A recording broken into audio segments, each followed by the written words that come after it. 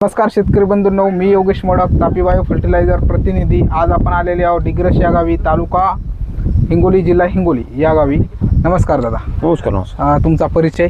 माझं नाव रामेश्वर देवराव ठिकणे, राहणार डिग्रस वाणी। Mobile number माझा 9823993736। तर शेतकरी बंधूंनो, यावर्षी किती एकरचा प्लॉट होता आपला? 4.5 एकराचा प्लॉट होता। 4.5 एकरला तुम्हाला खर्च किती आला? मला 1,51,000 रुपये खर्च आला।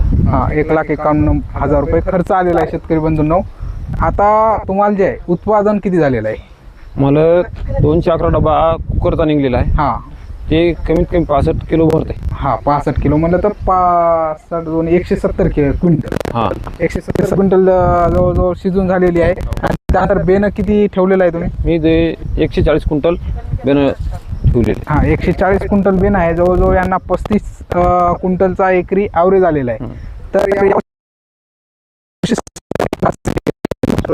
आपण 2 वेळेस वापरले, त्यामुळे सड नाही, काहीच नाही। बरं सडीचं जे चांगल्या प्रकारे आहे आणि निरोगी, एकदम निरोगी प्लॉट आहे। जे हळदीला सगळ्यात महत्त्वाचा जे प्रॉब्लेम आला यावर्षी शेतकऱ्याला तुमच्या इकडं काय आहे? सगळ्यात महत्त्वाचा प्रॉब्लेम जे बॅक्टेरिया वापरल्यामुळे उत्पन्न चांगलं झालं। गेल्या सालच्या पेक्षा यंदा चांगले झाले। बरं आणि इतर शेतकऱ्याचे कसे प्लॉट आहेत तुमच्या इकडं?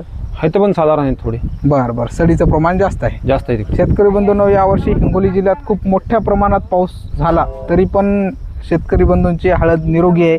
एक चांगलं ॲव्हरेज आलं यांना। जवळजवळ 4.5 एकरमध्ये यांना 130-35 क्विंटल शिजून हळद होईल। जवळजवळ 35 क्विंटलचं ॲव्हरेज एकरी आलेलं आहे। तरी तुम्हाला जर का अधिक जास्त माहिती लागत असेल तर तुम्ही माझ्यासोबत संपर्क साधू शकता। धन्यवाद।